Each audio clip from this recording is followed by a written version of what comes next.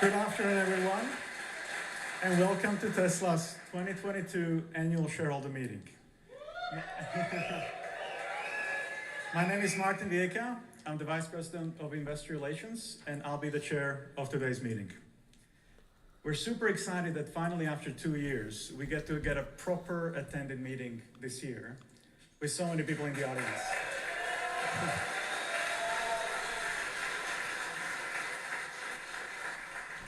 We have more people in the audience this year than we've ever had before. But first and foremost, I just really wanted to thank all of our investors, and particularly our retail shareholders, that have been just so supportive and just so engaged over the years, and especially to those who have cast their ballot in the last few weeks. Each vote really matters, so thank you so much for taking time to cast your ballot and do your part in the annual vote. And we're hopeful that from now on, every year, you will be casting your ballot. There will be two parts of today's meeting. First, we're going to do the formal part of the meeting, which will cover 13 items that investors are going to be asked to vote on. And after the voting, I will introduce Tesla's co-founder and CEO, Elon Musk, who will give a presentation.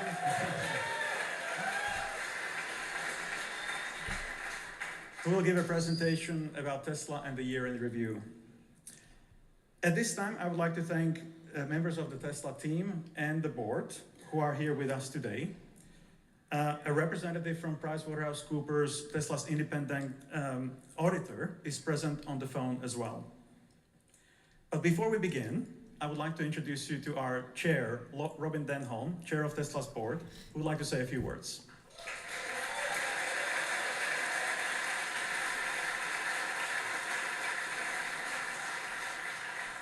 Okay, this is the short part of the agenda. So thank you, Martin, and good afternoon, everyone. It's my great pleasure to welcome you all to Tesla's 2022 annual shareholder meeting.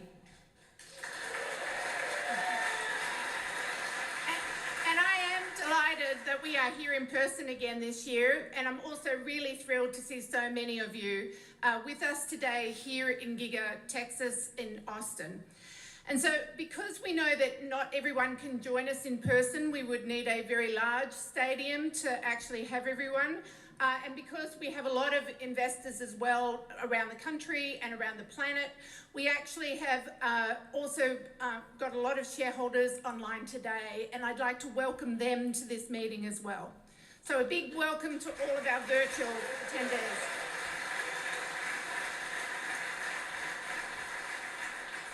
I would also like to thank our amazing investors and acknowledge you, because without you, we would not be here today. It is because of your support that we have become the company that we are, and that we have been able to make so much progress against our mission of accelerating the world's transition to sustainable energy. Last year alone, our global fleet of vehicles, energy storage and solar panels enabled our customers to avoid emitting 8.4 million metric tons of greenhouse gas emissions. And to put that in context, that means that we avoided emissions by using Tesla products last year. It was the equivalent of driving gas-powered cars for 20 billion miles. And that is 20 billion with a B.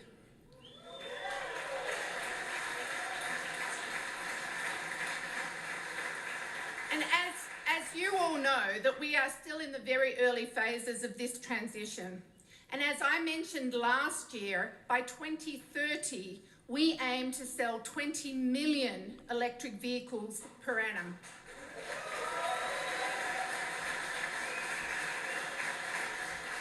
And we're making great progress towards achieving this goal. In June of this year, we achieved the highest vehicle production month in our history, despite supply headwinds and despite the shutdowns in Shanghai.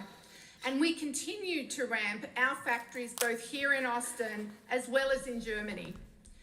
And most people know Tesla for our cars, but we are also making a great big impact with our solar and energy storage business as well. Last year alone, Tesla sold 4 gigawatt hours of energy storage products. That represents enough energy to power 3 million homes. Tesla's energy storage deployments have nearly quadrupled in the last 4 years, and last year represented over 15% of the gigawatt hours globally. Over the past decade, Tesla's solar panels have generated more electricity than has been consumed by our factories and by all of the Tesla cars fleet on the road combined. So in theory, today, all US domestic electricity needs, as well as the vehicle and transportation needs, could be met by solar power alone. We're also continuously working on reducing the cost of our solar and storage products in order to foster mass adoption. Using renewable energy sources like solar and wind with battery storage, it's fast becoming the cheapest energy option available. And as we continue to bring our costs down, more consumers will be able to not only have a positive impact on the environment, but it will also make economic sense to use renewable energy.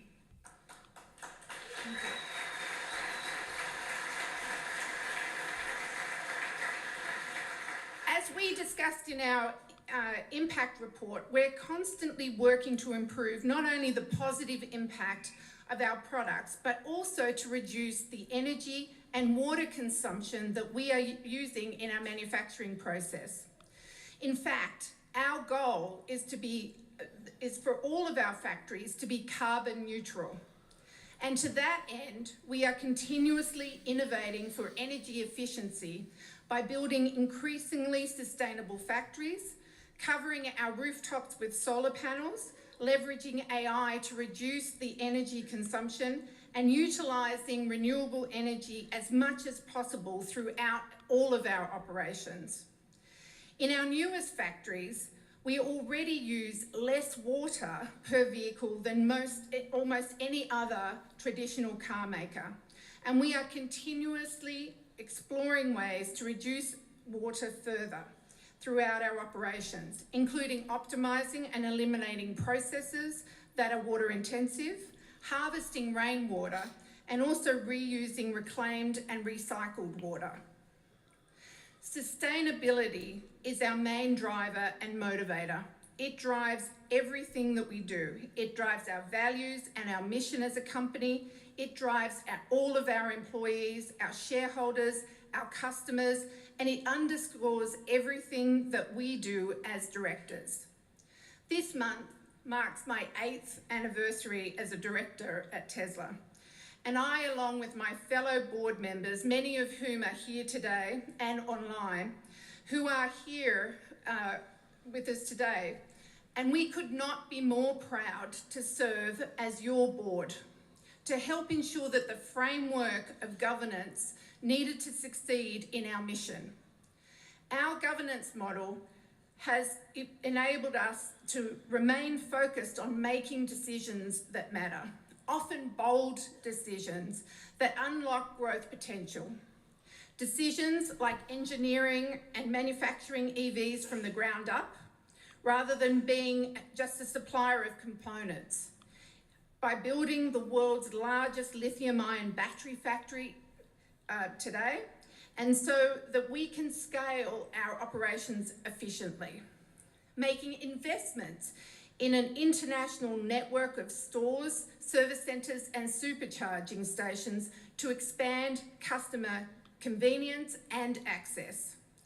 And we remain dedicated to advancing your interests, your shareholder interests, and firmly believe that good governance is a hallmark of sustainability.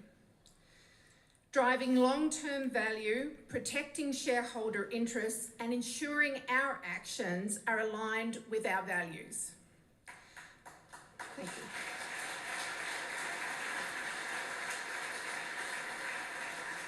And as directors, we listen to and value your voice and input, And whether it be by submitting comments and questions during our earnings calls, or communicating with us through our board portal, or attending and interacting with us at events like this, and this shareholder meeting today. I'm excited also to announce that we have recently launched a new shareholder platform to facilitate your interaction with management, participating in company events, and receiving information directly relevant to you as a shareholder. You'll be hearing more updates on this platform in the near future. Thank you.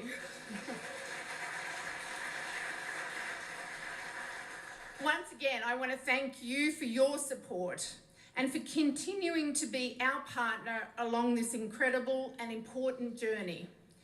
I would also like to take this opportunity to thank all of Tesla's amazing employees around the world. You are the lifeblood of all of our achievements as a company. You're phenomenal.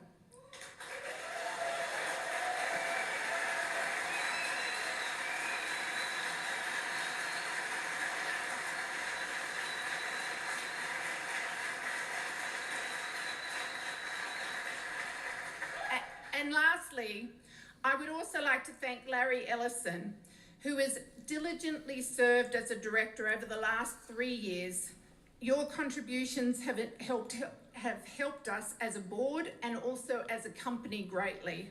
And with that, I want to hand it over to Martin again. Thank you.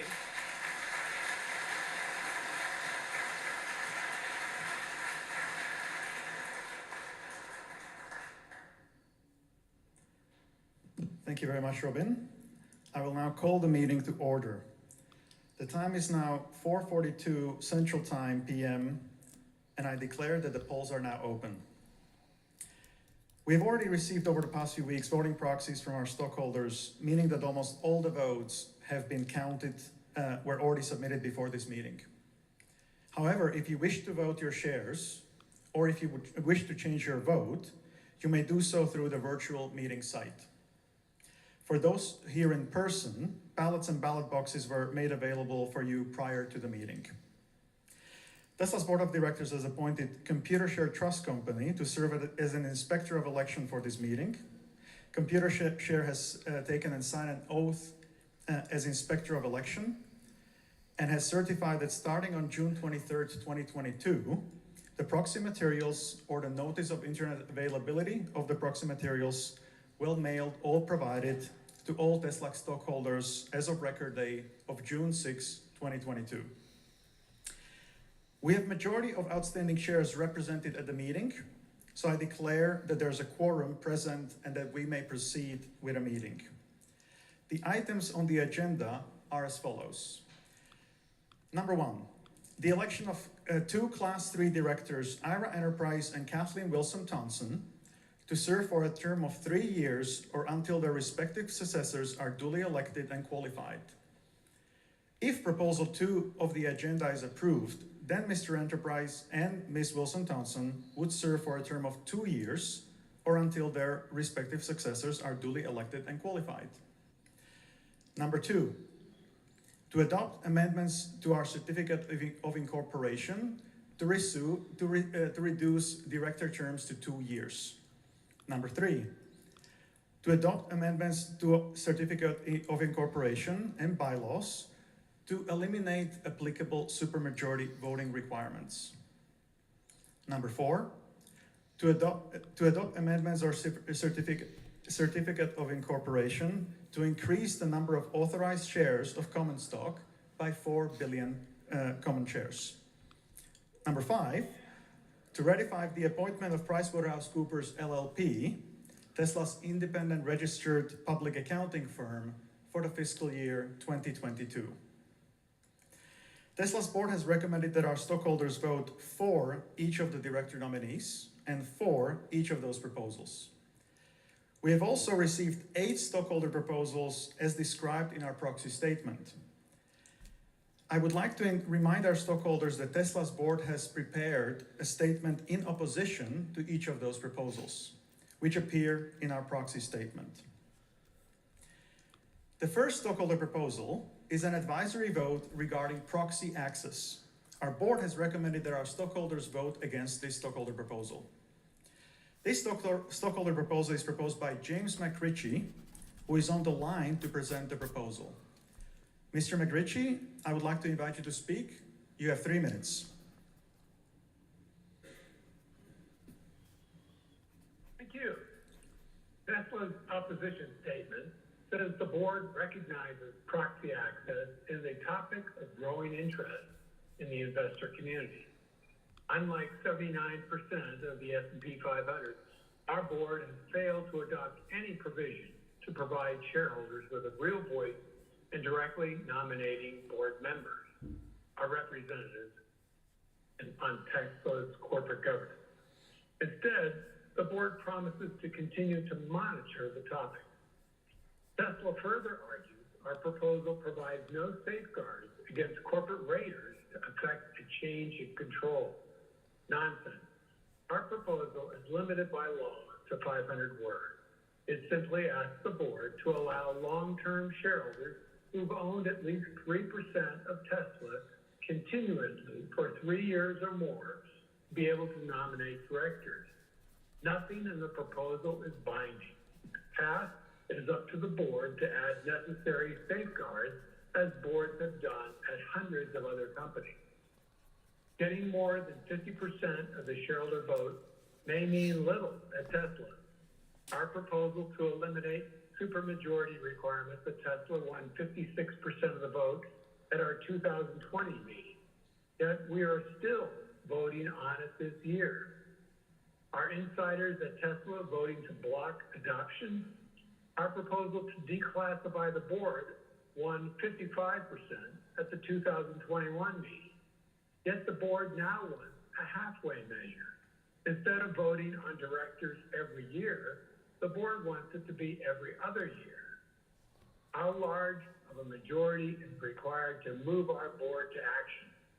Because of the board's inaction, proxy advisors ISS and Glass Lewis recommended against the directors up for election at this meeting and against the halfway measure toward declassifying the board. As stated in the proxy access proposal, two of our largest shareholder proposals, BlackRock and Vanguard, voted in favor of 87 and 91% of shareholder proposals to establish proxy access during the last 3.5 years. Additionally, proxy advisors ISS, Glass Lewis, and Egan-Jones all recommend a vote for proposal number 6 at this meeting. Let's cut the bull. Give shareholders a direct voice in nominating directors. Vote for proposal number 6. Proxy access at Tesla is long overdue. Thank you. Thank you, Mr. Ritchie. The second stockholder proposal is an advisory vote regarding annual reporting on anti-harassment and discrimination efforts. Our board has recommended that our stockholders vote against this stockholder proposal. This stockholder proposal is proposed by the New York State Common Retirement Fund, whose representative Emily Bogan is on the line to present the proposal. Ms. Bogan, I would like to invite you to speak. You will have 3 minutes.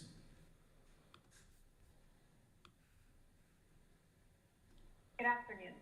On behalf of New York State Controller Thomas Napoli, trustee of the New York State Common Retirement Fund, owner of over 1 million shares of Tesla valued at approximately $1.2 billion, I am presenting proposal 7 on the proxy. The proposal requests a report describing and quantifying the effectiveness and outcomes of company efforts to prevent harassment and discrimination against protected classes of employees, including but not limited to sexual harassment and racial discrimination. Tesla's 2020 Diversity, Equity, and Impact Report states, quote, "Insists on equitable practices not just because it's the right thing to do, but because fair processes allow our team members to bring their whole selves to work. We value and include underrepresented communities at all levels of our company." End quote. Meanwhile, there have been multiple news reports, allegations, and lawsuits in recent years concerning gender and race discrimination at Tesla. These include a federal district court recently concluding that there was ample disturbing evidence to support the outcome of a California discrimination trial in October of 2021, at which jurors heard that the Tesla factory in Fremont was saturated with racism and that supervisors of Tesla's broader management failed to help. The judge added, and supervisors even joined in on the abuse. Additionally, the U.S. Equal Opportunity Commission has initiated an open investigation into Tesla for alleged workplace discrimination at its facilities. Finally, after receiving hundreds of Tesla's workers' complaints, the California Department of Fair Employment and Housing is suing the company over allegations of discrimination and harassment of Black employees at its San Francisco Bay Area factory. Shareholders need the information requested for the following reasons. First, it has been reported that most Tesla workers are subject to mandatory arbitration agreements. Consequently, transparency into the extent of workforce mismanagement is limited. Secondly, civil rights violations within the workplace can result in substantial costs to companies, including fines and penalties, legal costs, costs related to absenteeism, and reduced productivity. Thirdly, a company's failure to properly manage its workforce can damage corporate goodwill, making it more difficult to retain and recruit employees and jeopardize its relationship with its customers and partners. Lastly, a Deloitte Global Executive Survey on strategic risk found that the #1 risk concern for business executives surveyed from around the world is reputation damage. For all these reasons, shareholders want increased transparency into the requested data, policy, and practices so we can better evaluate whether the board is effectively exercising its oversight obligations, its efforts translate into improved performance in managing its workforce notification, and whether there's alignment between Tesla's stated policies and actions. Thank you for your consideration. Thank you, Ms. Spogan. The third stockholder proposal is an advisory vote regarding annual report on board diversity. Our board has recommended that our stockholders vote against this stockholder proposal. The stockholder proposal is proposed by Alex Lamb, whose representative Julia Cederholm from Arjuna Capital is on the line to present the proposal. Ms. Cederholm, I would like to invite you to speak. You will have 3 minutes. Good afternoon. My name is Julia Cederholm from investment management firm Arjuna Capital, and I move Proposal 8, asking the company to report on policies and practices to improve board diversity. That is, to attain racial and gender representation better aligned to the demographics of its employees and customers. Board diversity efforts are in the best interest of Tesla and its investors. Numerous studies show greater diversity leads to better company performance and increased shareholder value. Regulation has increased as the value of board diversity becomes more evident. At least 12 states have enacted or are considering board diversity requirements, and the NASDAQ requires companies attain at least 2 diverse directors. But more is needed. In a country comprised of 51% women and 42% minorities, current board diversity aspirations fall short. A board of directors whose diversity is reflective of its employee and customer base is better positioned to outperform. When a board includes diverse members, it can better recognize the unique needs and interests of its stakeholders. That is why 61% of investors believe boards should aim to reflect the company's customer base and broader societies in which they operate, according to a survey by Institutional Shareholder Services. Unfortunately, Tesla's board diversity is disproportionate with its employee base and U.S. demographics. The board remains majority white and majority male, despite a majority minority employee base. The board is made up of 25% racially or ethnically diverse directors, far below its employee base, which is 60% minorities. The board is also made up of only 25% women. Additionally, Tesla currently faces litigation with California State for failing to deal with allegations of systemic racism and sexism at the automaker. It's crucial Tesla addresses these issues head-on at the highest level of governance, its board of directors. While the company has said it's committed to board diversity, there are no quantitative board diversity goals. Such goals and transparent reporting are needed to create progress over time and hold the company accountable to its investors, employees, and customers. I urge you to support Proposal 8, requesting Tesla further diversify its board to reflect its employee and customer base. Such action can better position our company to respond to stakeholders' needs and concerns and ultimately improve performance. Thank you for your support of Proposal 8. Thank you, Mr. Cederholm. The fourth stockholder proposal is an advisory vote regarding reporting on employee arbitration. Our board has recommended to vote against this stockholder proposal. The stockholder proposal is proposed by Nia Impact Capital, whose representative Christine Hall is here to present the proposal. Dr. Hall, I would like to invite you to speak. You will have 3 minutes.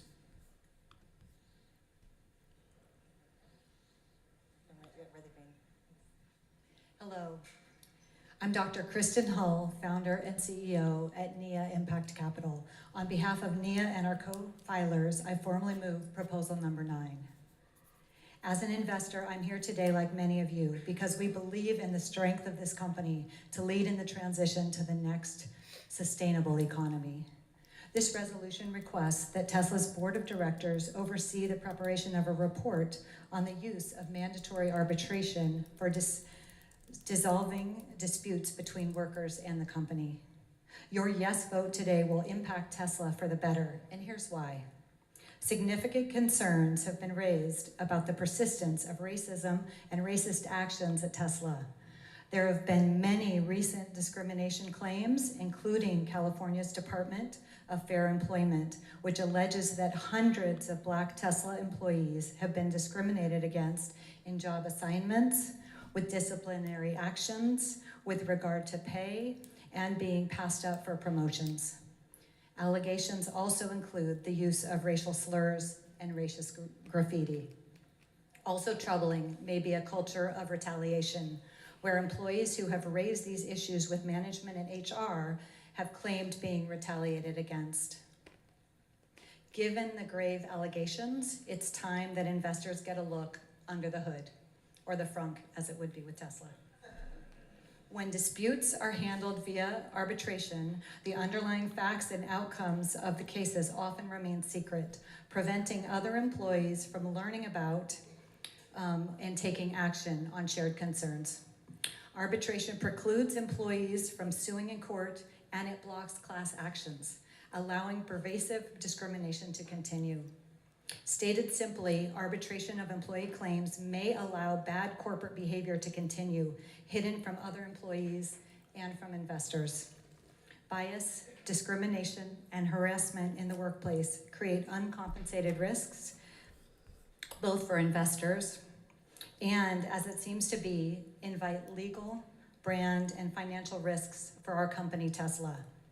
In this day and age, we know strong human capital management is essential. Recruiting, hiring, and training an employee, and then treating them in a way that inhibits their top performance, even preventing them from doing their job well, it doesn't make moral or financial sense. Tesla is known, as we all know, for its innovation and its leadership in technology. And now Tesla needs to rev up to solve this grave human capital issue. Tesla will need a smart, well-run, loyal, and devoted workforce, and of course, loyal customer base to stay ahead. And frankly, racism has no place in a business seeking to lead our future.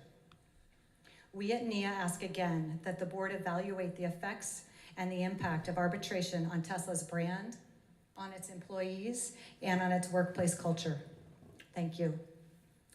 Thank you, Dr. Hall.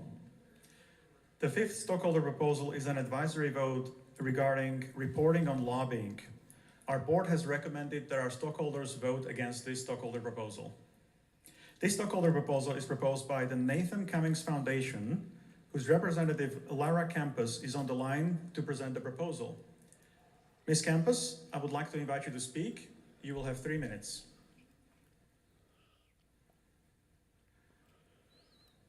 Good evening. I'm Laura Campos. I am the director of the Corporate and Political Accountability Program at the Nathan Cummings Foundation. I am participating in Tesla's annual meeting to move proposal number 10 on behalf of the foundation and its co-filer, Green Century.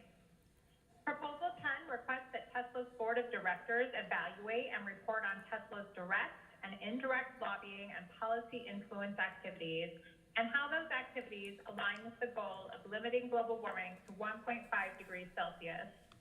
The proposal also seeks information on plans to mitigate risks presented by any misalignment that might be found. Here are just a few of the reasons we categorically disagree with the board's assertion that Tesla does not need to evaluate and report on its lobbying and policy influence activities.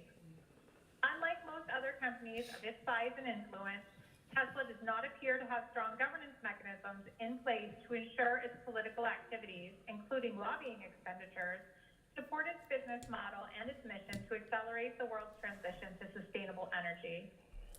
In fact, the company earned an abysmal 0 points out of a possible 70 on the most recent CPA-Zicklin Index of Corporate Political Disclosure and Accountability.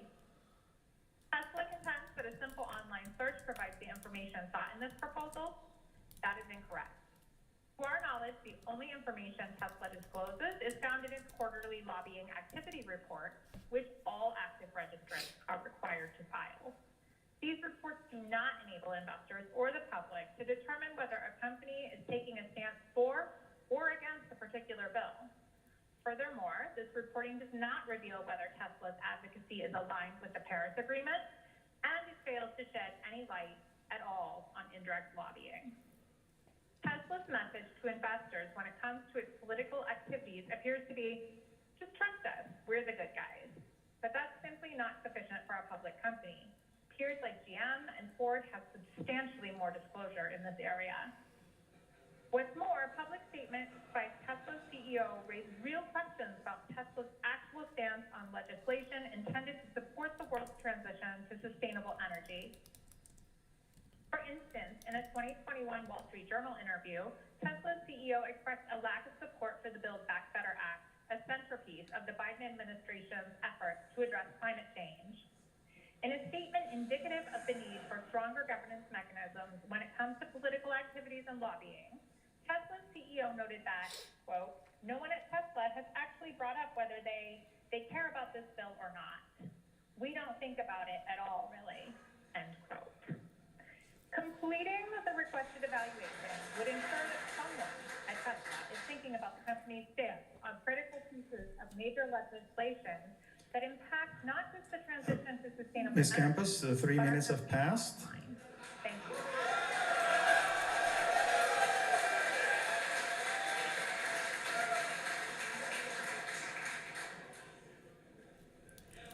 Thank you very much.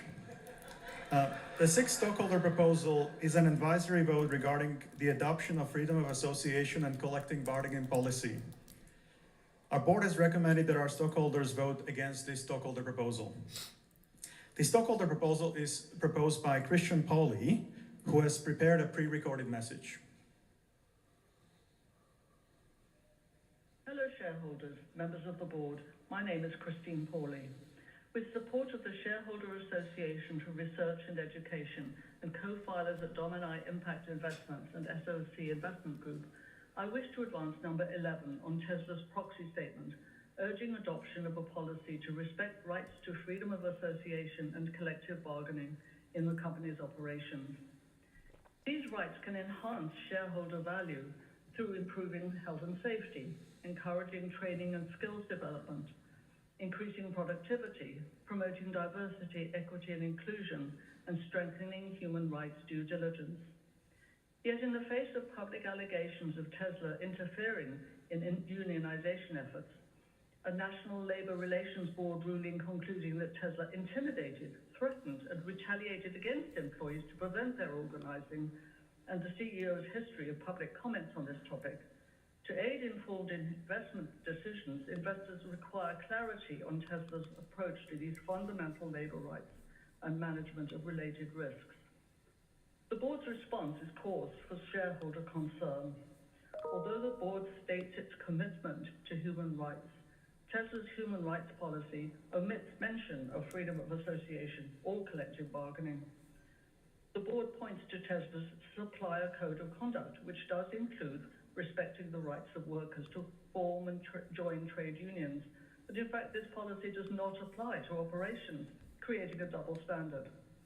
The NLRB findings already mentioned challenge the board's claim that the company complies with all applicable laws, and often local laws fail to adequately protect these rights. Tesla's peers, including Ford, General Motors, and Goodyear, explicitly reference freedom of association in their human rights policies, which do apply to operations. Even non-unionized peers, including Toyota, Volkswagen, and BMW, have statements that respect rights of freedom of association or collective bargaining that apparently apply to operations.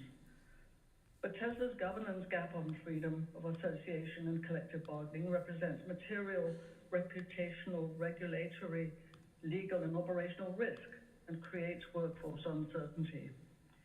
In the post-pandemic context of workforce organizing efforts at other major companies and growing interest in unionization, an explicit commitment to freedom of association and collective bargaining is essential. We urge the board to clarify the company's policies and practices to respect rights to freedom of association and collective bargaining in its operations. Fellow shareholders, I urge you to vote for this proposal. Thank you. Thank you, Ms. Powley. The seventh stockholder proposal is an advisory vote regarding additional reporting on child labor. Our board has recommended that our stockholders vote against this stockholder proposal. The stockholder proposal is proposed by the Sisters of the Good Shepherd, whose representative, Sister Winifred Dorothy, is on the line to present the proposal. Sister Dorothy, I would like to invite you to speak. You will have 3 minutes.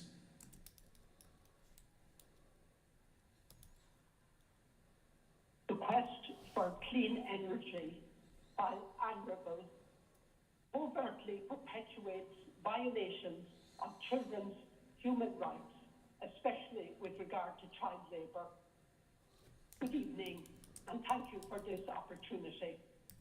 My name is Winifred Doherty, and I am representing the Sisters of the Good Shepherd, New York Province, which is a Tesla shareholder and the lead filer of this proposal, requesting Tesla issue a public report on how it will eradicate child labour in its battery supply chain by 2025. I hereby move Proposal 12 and encourage your support for this proposal. This ask is supported by the New York State Common Retirement Fund and international rights advocates. The Sisters of the Good Shepherds support the education and sustainable development of children and their families in cobalt mining communities in the Democratic Republic of Congo. Good Shepherd mission partners have witnessed firsthand the harms on the health, development, and education of children who are exploited by child labour and cheap labour and often enticed to work by a few coins. The harsh working conditions, lack of safety standards, and reports of abuse place every child at risk.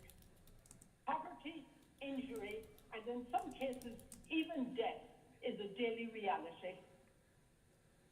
Article 32 of the Rights of the Child states that the child has the right to be protected from economic exploitation and from performing any work that is likely to be hazardous to or interfere with the child's education or to be harmful to the child's health or physical, mental, spiritual, moral, or social development.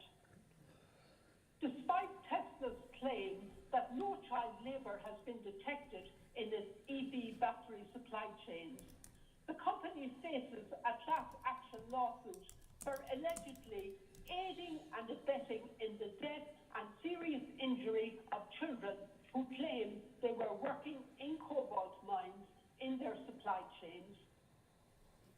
As stated in the resolution, child labour in the cobalt supply chain exposes Tesla and you, its investors, to financial, legal, and reputational risks. We demand supplier criteria that are binding, enforceable, and regularly monitored by independent auditors for compliance with international laws prohibiting child labour and with the company's own written policy. Sister Dorothy, I would like to remind you that 3 minutes have passed.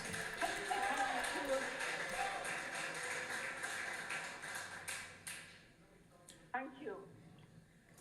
Thank you, Sister Dorothy. And the final and the eighth stockholder proposal is an advisory vote regarding reporting on water risk. Our board has recommended to vote against this stockholder proposal.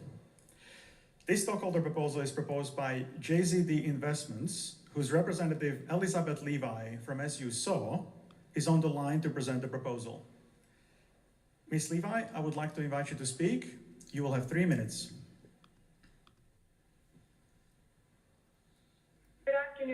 Chairman, members of the board. My name is Elizabeth Levy. Thank you for the opportunity to present proposal number 13. Climate change is causing more intense droughts globally, and those droughts are predicted to worsen. This climate change-related water scarcity poses material risks to our company. Large water-reliant manufacturing plants, including our companies, are facing increasing competition from high-value uses such as drinking water and agriculture, among others. This competition for water resources will only become stronger. Tesla's automotive manufacturing uses significant amounts of water. Many of Tesla's plants operate in water-stressed areas where our company's water use has generated public and ongoing controversy. Tesla's supply chains are also increasingly subject to water risk. While Tesla has provided information on global water efficiency and is exploring ways to reduce water consumption, shareholders have no meaningful way to put these actions into context. Generalized company-wide water use data does not address the issue of location-based risk. Each location in which Tesla operates is unique in its water risk. Every region has different levels of water strain and scarcity, use, and competition.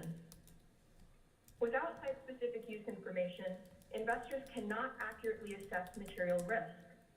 Such risks include the potential for operations disruptions due to climate-related water depletion, overconsumption, or competition. The company also fails to address how it can reduce the contentiousness of its interactions with communities in water-constrained areas, which increasingly poses reputational risk to the company. Disclosing water use information will increase public goodwill and will provide investors with the data necessary to assess water-related risk. This is not a choice between making good vehicles and providing the requested data. As one of the top 10 valued companies globally, Tesla has the resources and the know-how to do both. Thank you. Thank you, Ms. Levi. Please note that now is the final opportunity to submit any proxies in order for them to be counted. I declare that the polls are now closed.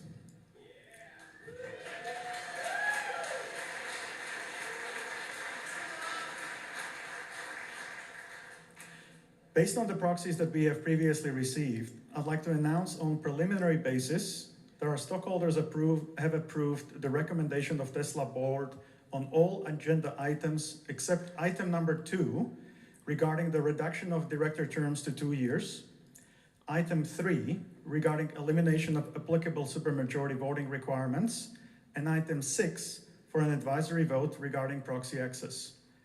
While over 98% and 97% respectively of the shares present and entitled to vote on items 2 and 3 did so, as recommended by the board, unfortunately, less than 2/3 of total outstanding shares, which were required to approve these items, submitted votes for these items. After the final tabulation is completed, we will formally announce the results of the voting by forming a Form 8K within 4 business days of today's meeting. That concludes the official business of today's shareholder meeting, which is now adjourned.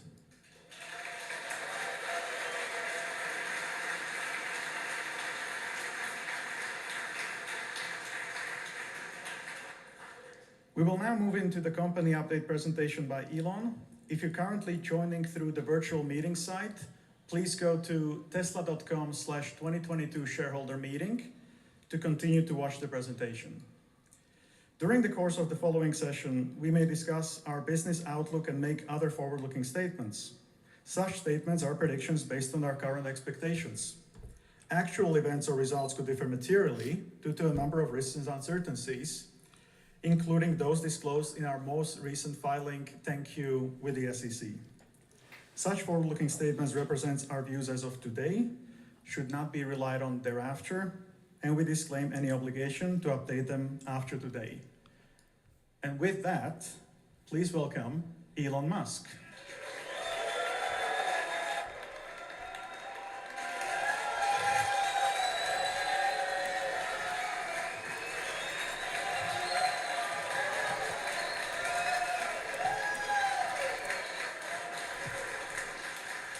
Welcome.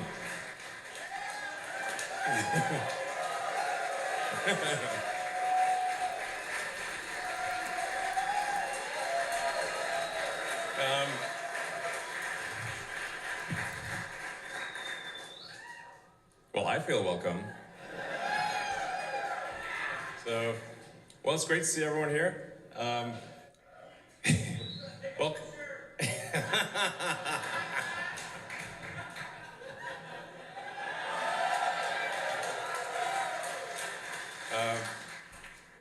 so yeah, welcome to Giga Texas. Yeah.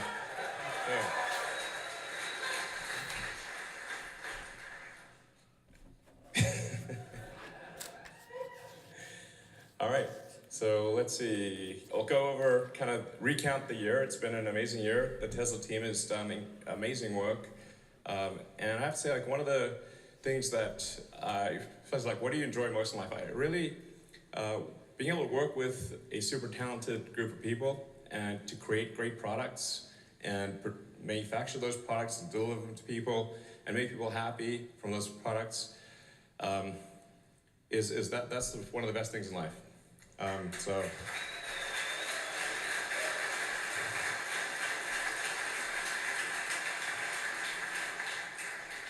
So yeah, I'd just like to say what an honor it is to work with such a talented team at Tesla, and that's the reason we've been able to do all these things. So, yeah, we're aiming to achieve a 2 million vehicle run rate by the end of the year.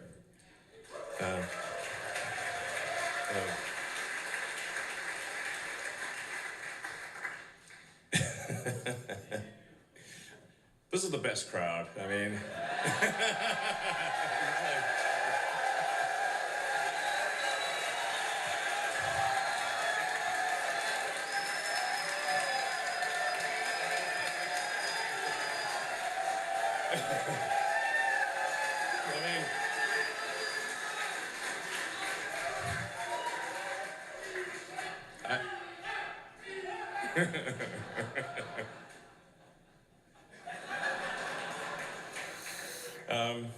I love you guys too. So, anyway, thanks to the hard work of the Tesla team, we've already been able to achieve a 1.5 million unit annualized run rate. And depending on how the rest of this year goes, I think we might get close to, or we'll get approximately at the 1.5 million mark, and be exiting the year at a 2 million unit run rate. And then also worth noting, just recently in the last a few weeks, we made our 3 millionth car. So, yeah.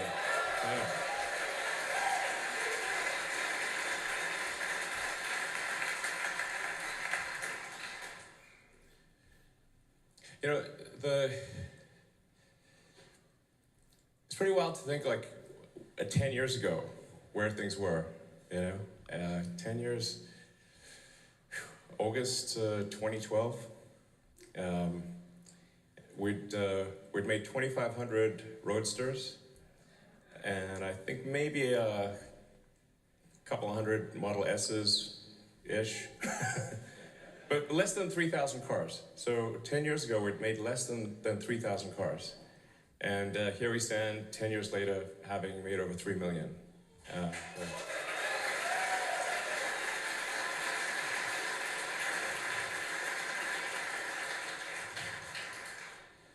And actually, this is one of the cleanest exponentials I've, you know, it looks like one of those sort of, you know, business plan presentation things that doesn't actually come true, but, you know, you see it in the venture capital business plan situation. But it's actually true. That's the amazing part. Yeah.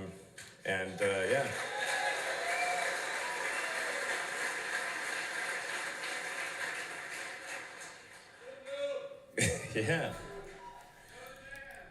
Yeah. Yeah, we're doing okay on demand.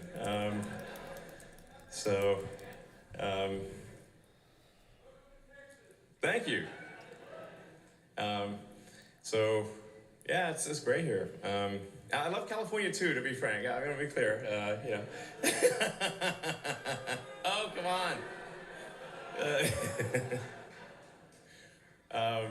We got great teams in California, and we got a great team in China and Shanghai, and a great team in Berlin and Germany and Europe. It's yeah. And I thought it's interesting to look at the cumulative profitability since inception.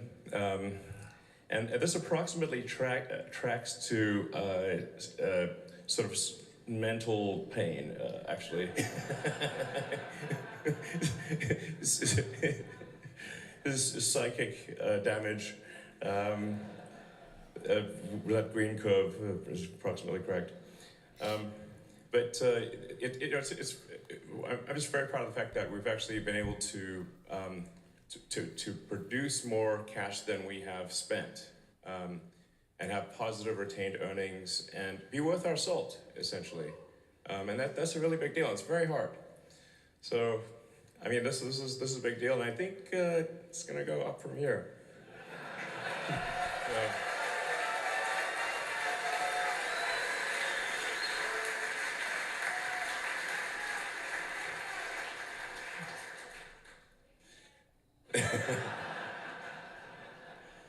So you can see we obviously had some challenges there in 2017, and then but since then our free cash flow generation has been very good and trending upwards, and this is really before autonomy really kicks in.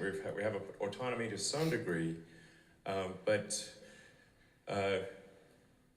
solving autonomy is will really be an amplification of free cash flow to a degree that is, you run the numbers and it's like, wow, can it really be that crazy? But it could be that crazy.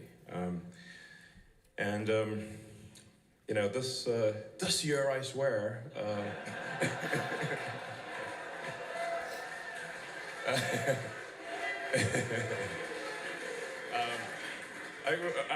We got anyone here in the FSD beta program?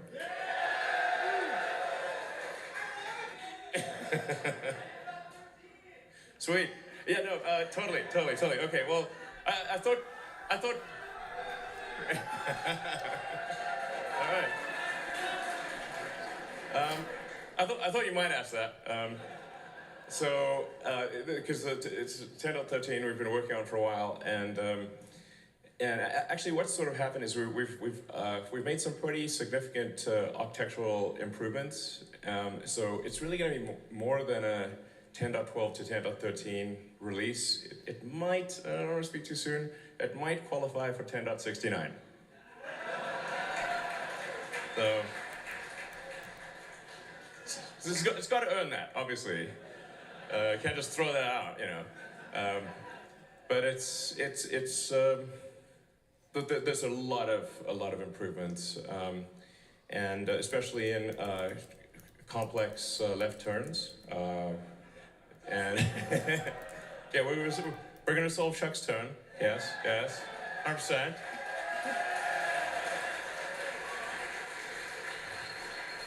Absolutely. We have a lot of respect for valid criticism. I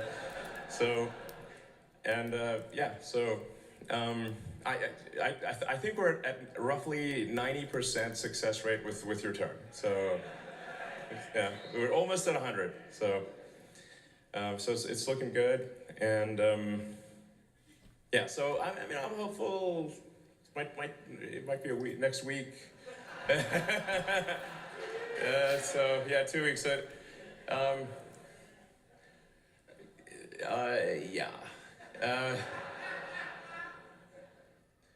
It's working well for me. So anyway, teams like working literally 7 days a week and making major improvements, and it's really interesting because we're effectively solving an important aspect of artificial intelligence, real-world AI for self-driving, which, when you think about it, kind of is what's needed to solve self-driving. Because how is the road system designed? It's designed for a biological neural net and eyes, and so naturally, the thing that would therefore work, the silicon analog, is cameras and silicon neural nets. And so sort of by accident, we're actually solving an important, I think, very useful element of artificial intelligence. And I definitely want people out there, talented people who are working on AI to consider working at Tesla, because I think we're solving just a very important part of AI, and one that can ultimately save millions of lives and prevent tens of millions of serious injuries by driving just an order of magnitude safer than people. And there used to be a time back in the day where we'd have, this is super important.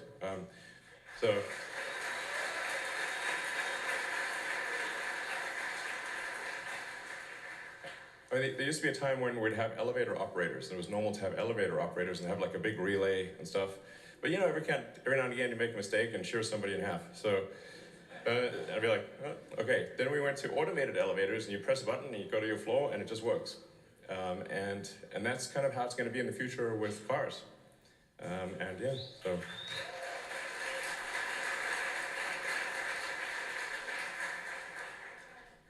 And then we'll have lots of interesting things to say on AI Day at the end of next month. So I'll leave that to next month. Yeah.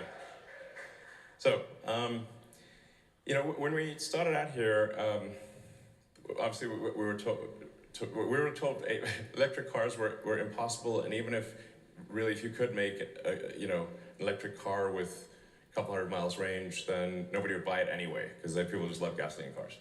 So when we started out, it was dumb to start a car company, and then dumb squared to do an electric car company. And we were told, you're never going to make money, etc. And we didn't for a while, but now we have the highest operating margin in the whole industry. So.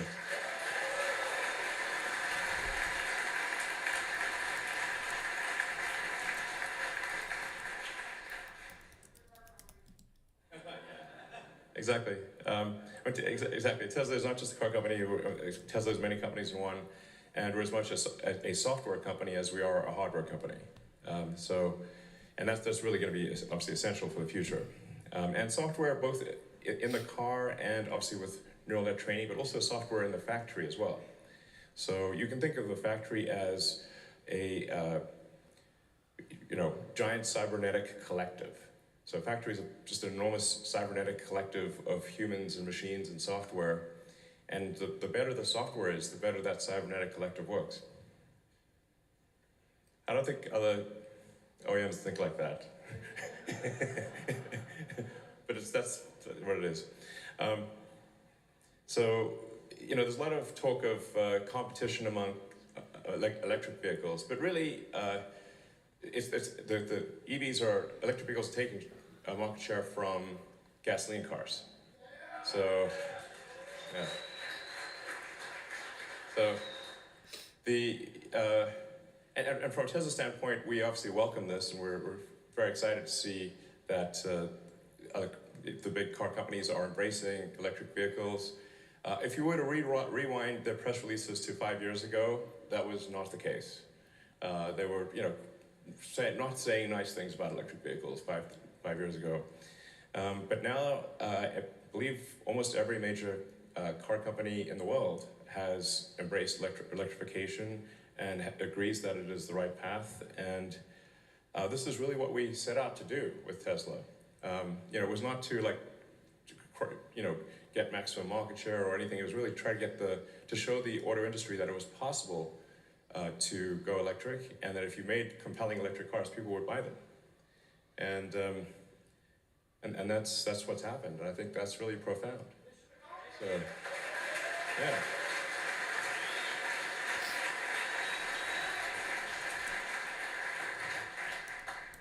Also, when our competitors advertise for electric vehicles, every time they do that, our sales go up.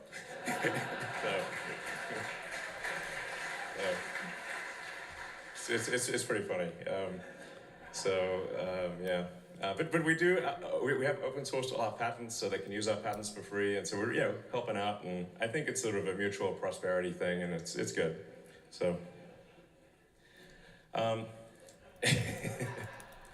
So Model Y. you don't want, definitely don't want to count chickens until they're hatched, but I think we're tracking to have Model Y be the highest selling vehicle by revenue this year, and the highest by unit volume next year. So.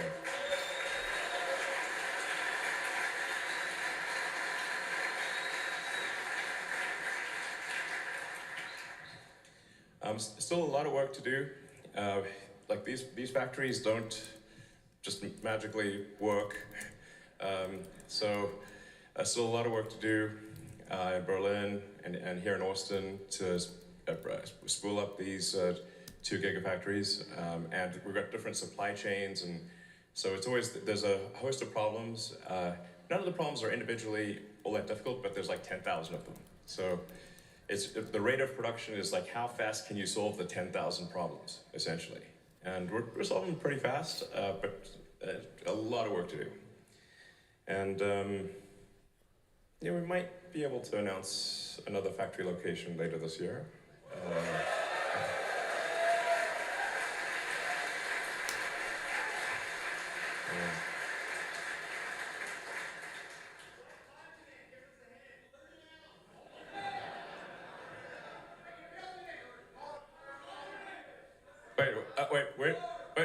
Where should we? Okay, where should we build it?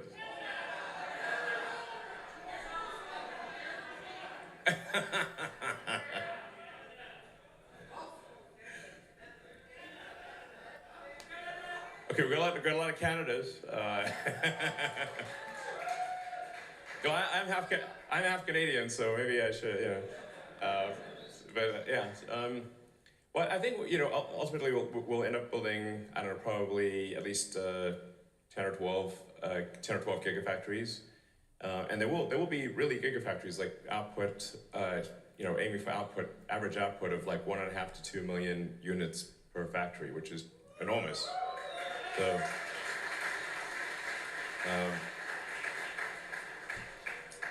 and our Fremont factory in California is already the highest output factory in North America. So.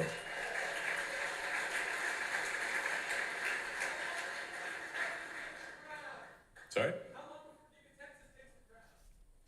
Well, I think we'll have a friendly competition between Texas, California, Berlin. Shanghai is hard to beat, I have to say. Shanghai is our Shanghai team is just awesome. So they're anyway, great team there. So with respect to, sometimes you get this sort of, these bogus attacks of like EVs are somehow worse than gasoline cars, which is not true. The average life cycle emissions of an EV are dramatically lower than that of a gasoline car. I'm kind of telling you things you already know. But every now and again you think surely this nonsense has been put to bed, but it pops up again. But it's obviously electric cars is dramatically lower CO2 lifetime than a gasoline car. So anyway, that's kind of obvious.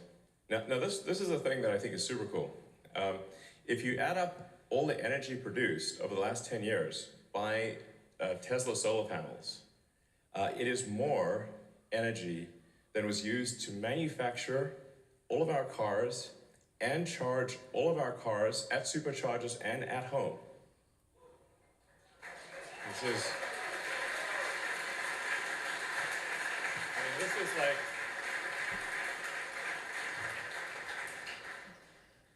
and I mean, the mission of Tesla is to accelerate sustainability, and I think this is really amazing. More energy produced than was used in making the car and charging them over billions of miles. So, and we're going to keep obviously increasing our solar activity and vehicles and try to keep these on par. Because the 3 elements of a sustainable energy future are sustainable energy production, primarily with solar and wind, and then stationary battery packs to store the sustainable energy because of its wind and solar are intermittent, and then electric transport. And if you have those 3 pillars, you have a fully sustainable future. And yeah, so that's yeah.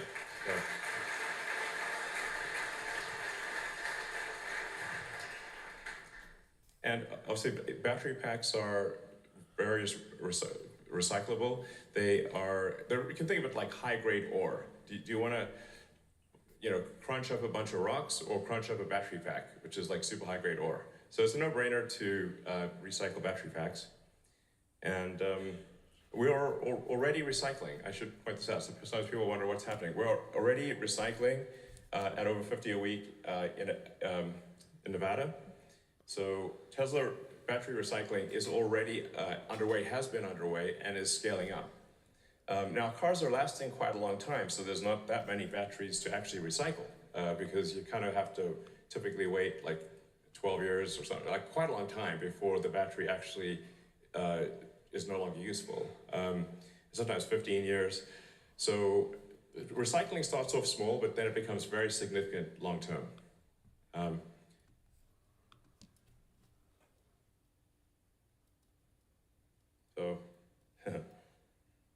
So some factory footage, obviously.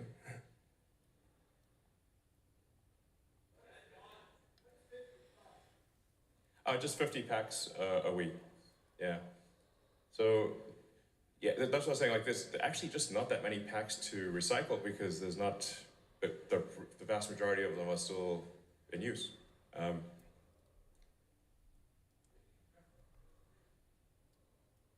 Sorry? Oh, yes, exactly. Mass Plan 3. Where is that thing? So Mass Plan 3 is going to be fundamentally about scaling. Just looking at the overall problem from a global macroeconomic standpoint and saying, what are all the things that are needed to achieve a fully sustainable economy? Because I think a lot of people don't know. And really, like, what tonnage of lithium, of cathode, anode, separator electrolyte, electronics, what are all the things that are needed, what are all the things that need to be done in order to transition to a fully sustainable global economy? Which I think, the sooner we do that, the better for the planet. And I think just articulating that and just making it clear that this is absolutely doable and it is being done, and we just want it to be done as fast as possible. Because I think a lot of times, I meet a lot of people out there who have lost hope. They think it's too late, and they think there's no chance, and the Earth is doomed. It's like, it's not doomed. Okay, it's yeah.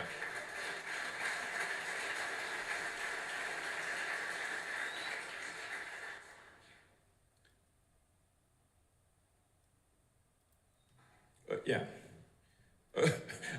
Earth can and will be saved. Yeah.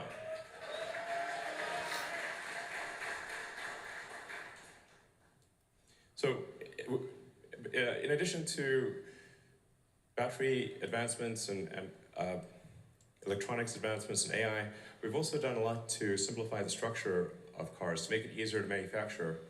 And one of the things we've done is create the largest castings that have ever been done. And they're very complex castings. And so we're able to take 171 pieces of metal and go from 171 pieces to 2. And in the process make it lighter, stiffer, with better ride handling, better noise, vibration, harshness, better sealing against water. So it's really better in every way. And yeah,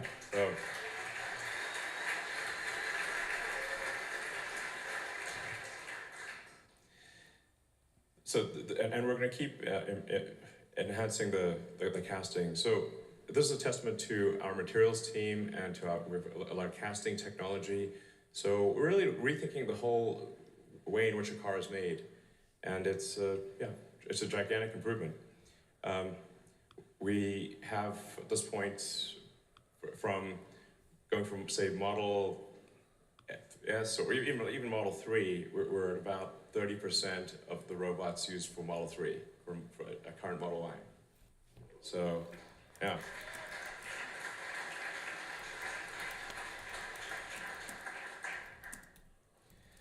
We've also improved the layout of the factory. So the factory is sort of a single, or close to a single monolithic factory with a very straightforward flow. Fremont, we do a lot in Fremont, but the flow is complex and it's not an easy flow. So we're really rethinking the factory, and I think if the really long-term sustainable advantage of Tesla will be manufacturing. I mentioned this before, but obviously everyone will have electric cars. All manufacturers will have electric cars, and eventually, it'll probably take longer than they think, but eventually all cars will be self-driving. And the thing that will be hardest to replicate is Tesla's manufacturing technology. So this is actually very important from a long-term standpoint.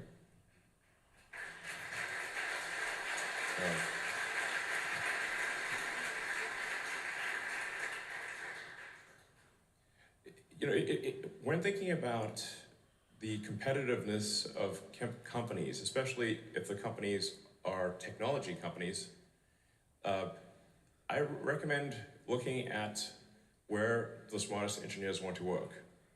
This is wherever the smartest engineers want to work, that's going to be that technology company is going to be the one that is likely to succeed. Just like if it's a pro sports team, where are the ace players going? Okay, probably that team will win. So we put a lot of effort into ensuring that the best engineers in the world want to work at Tesla, and frankly, sometimes Tesla's number one, sometimes SpaceX number one, but so this was just like last year. And we do actually, for those curious and maybe want to work at either SpaceX or Tesla, we do allow people to move from one company to the other if they would like. So if you want to spend a bit of time working on electric vehicles, a bit of time spending working on rockets, you can. That's cool. We support that. So yeah.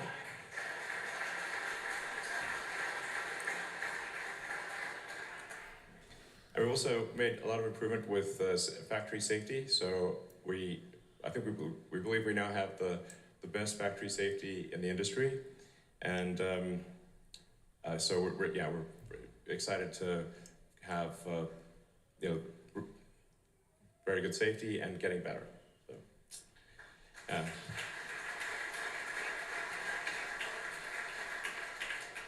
and a bunch of this is driven by just encouraging people within the factory to submit ideas for safety improvement. And we've passed our goal of 3 suggestions per employee this year. And this really is a game changer for improving safety. So, and yeah. You don't have to clap after every slide unless you really want to, but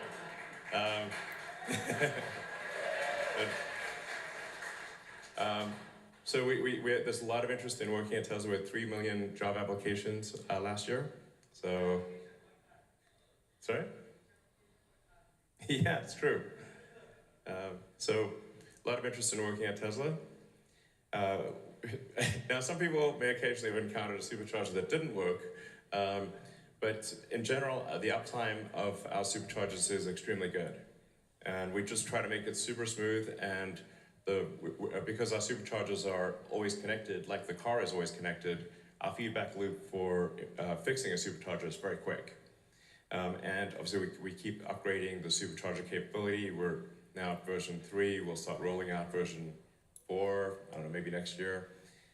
So the superchargers get better and better, and who knows, actually I don't want to give away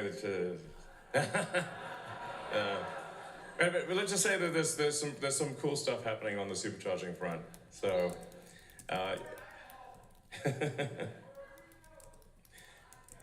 Alaska, yes. All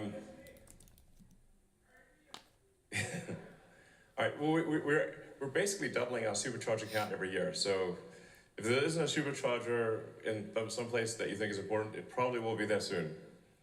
So we've also made a lot of progress on safety. So our cars are already the safest in the industry. So we have the lowest probability of injury of any cars ever tested by the the US government, and we update this in real time. So because our cars are connected, this is a big difference. All the other cars, with rare exception, are not connected. So the manufacturers don't really know what happened in a crash. But in the case of Tesla, we are able to look at crashes and see how can we improve the safety and look at the crashes, improve the crash structure. Also, we improve how the seat belts tension and how the airbags deploy. So in these updates, if we figure out, there's a slightly better way to deploy the airbags to improve the safety in a crash, we'll actually do an over-the-air update to improve the way that the airbags deploy or the way that the seatbelt pre-tensions.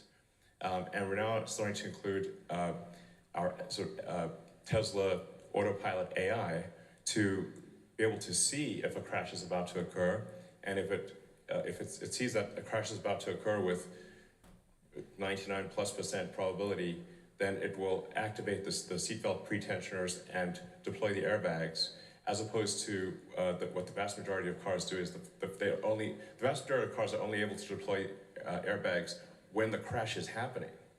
And so that makes the airbag deployment a lot more violent, but if you can anticipate the crash, the airbag deployment can be much better than just impact. So, yeah.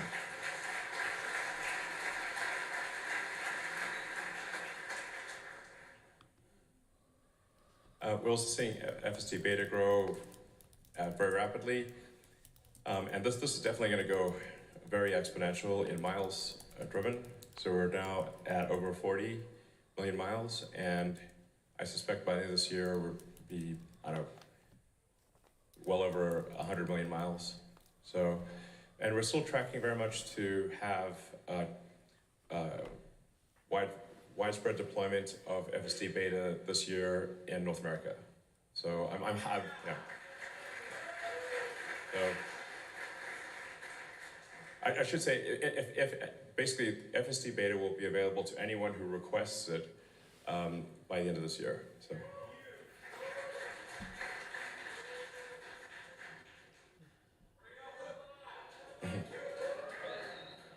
So, AI Day Part 2, I think people were blown away, but that's at the end of next month, so we'll leave that, except there's going to be a lot of cool stuff. So,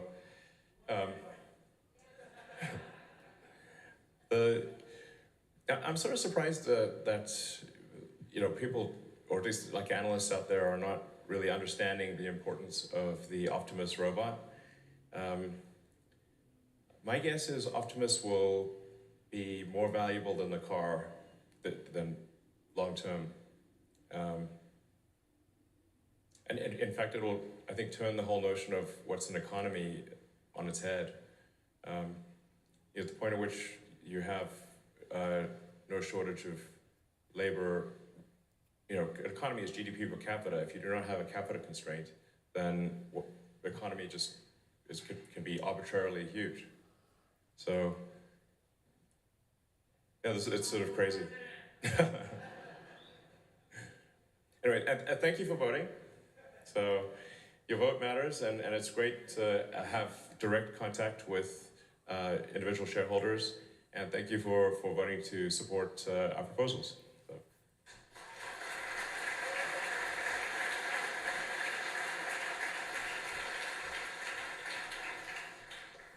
So the next decade, I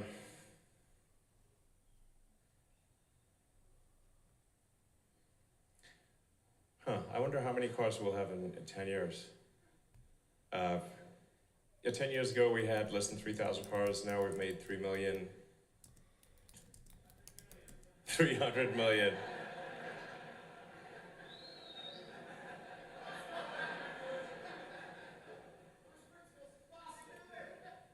I'd say 100 million is pretty doable.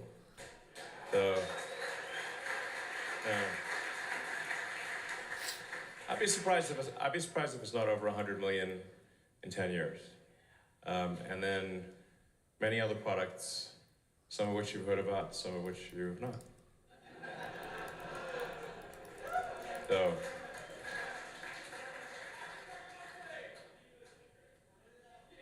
Blurt it out.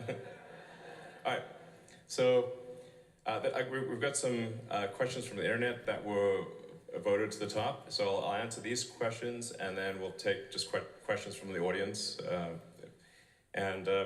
So one of the questions is, how does Tesla intend to utilize cash in the coming years?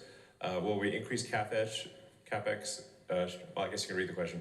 Share buybacks, dividends, or acquisitions? Well, it's interesting, Tesla's actually done very few acquisitions. Apart from the Solar City acquisition, was the only really big acquisition we did, and then the next largest would be Tesla Groman. But Tesla's actually used a remarkably small amount of its equity to do acquisitions compared to other companies. The vast majority of our growth, basically 90% of our growth, has been organic, which I think is actually a really good thing. But if we do see interesting companies, we will acquire them. But it's quite rare for us to acquire a company. But we are interested in companies that are very good at manufacturing automation, software, AI, manufacturing technology in general, that kind of thing. We certainly will increase CapEx. We're actually spending we're spending CapEx money and R&D money as fast as we can do so without wasting it. So this is not a constraint. If we try to spend it any faster, we'd just be wasting money. So we're cranking hard on CapEx and R&D. Depending on what our future cash flow looks like, I think a sort of share buyback is possible. I wouldn't want to commit to that, but let's just make sure that there's not some force majeure event somewhere. I think we want to make sure we have plenty of capital, and that future cash flow is looking very solid, and the world is relatively stable, and then I think share buyback is on the table.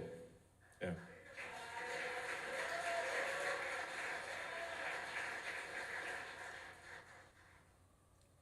So how many factories are necessary to achieve 20 million vehicles?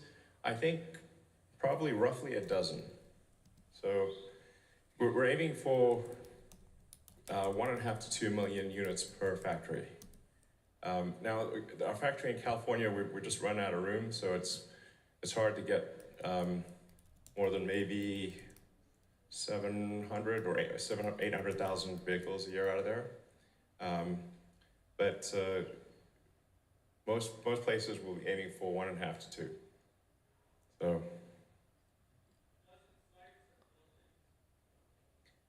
a dozen sites.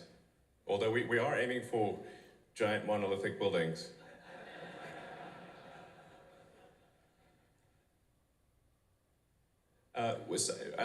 Cybertruck pricing, it was unveiled in 2019, and the reservation was $99. So, a lot has changed since then. So the specs and the pricing will be different. I hate to sort of give a little bit of bad news, but I think there's no way to sort of haven't anticipated quite the inflation that we've seen and the various issues. But what I can say is that the Cybertruck will be one hell of a product, and it's going to be like a damn fine machine. So, yeah.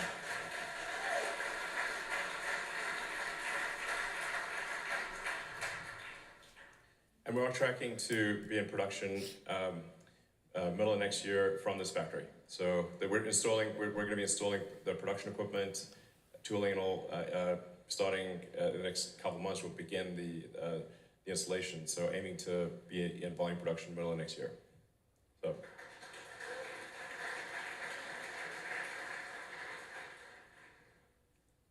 Now, what could possibly go wrong in answering this question?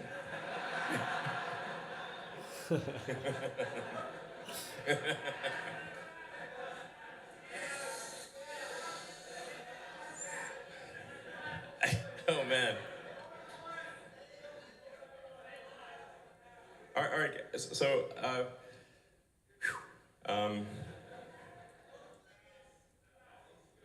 I should just pass. Well, let me just say that, you know, I hope for peace and respect.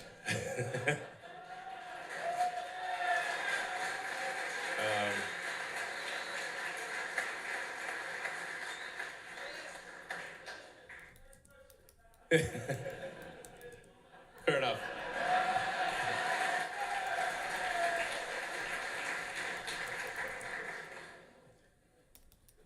Yeah. Yeah, good advice.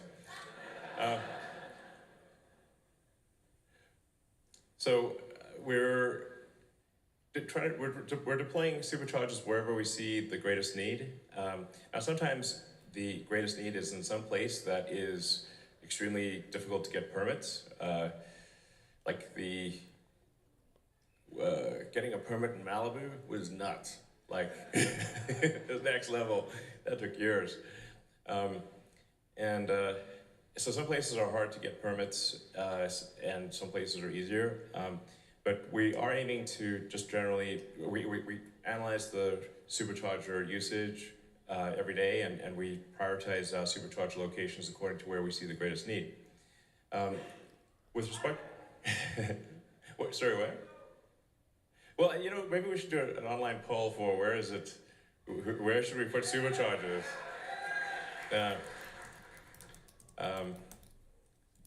Yeah, that's good. Okay, we'll do that. So, I mean, with respect to amenities with superchargers, I think we'll do a couple of just fun things. Like, we're going to do a really fun supercharger location in LA. And the general vision is to have something that's like a futuristic, kind of like diner, sort of like, I don't know, Blade Runner meets Grease meets Jetsons, yeah. You know, something cool, different, but with some style, and where you can, you know, get, you know, some great food. And the one in LA, we're planning to have like these big screens at the supercharged location, and the screens will be aiming to show like the 100 greatest movie clips of all time, and so you can, like, you know, have a cheeseburger and charge your car and watch some cool stuff on the screen. It'll be open to others who are not, you know, you can come to the restaurant even if you don't own a Tesla, but it'll be like a little gem, I think, there in LA. And then depending on how that goes, we'll, you know, we might roll that out to a few other places. But we'll try to do interesting, fun things that are not necessarily economically sensible, but they're cool.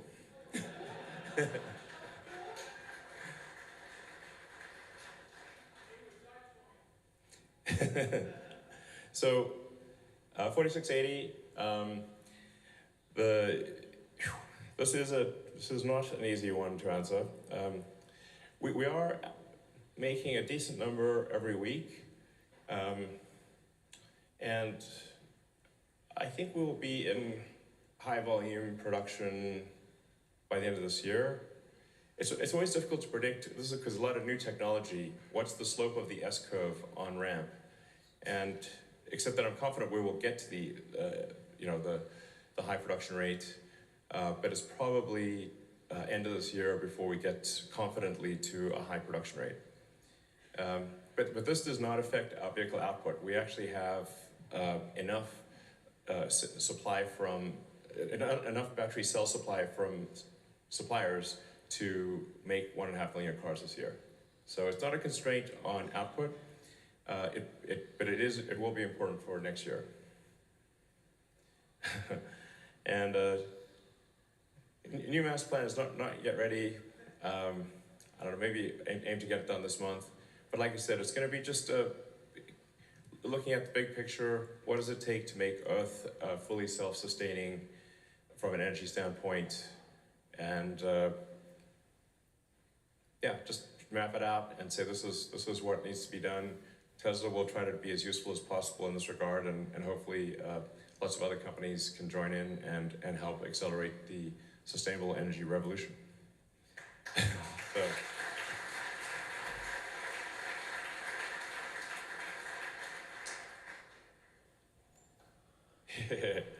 with peak inflation behind us. So the inflation question is interesting because we do get a fair bit of insight into where prices of things are going over time.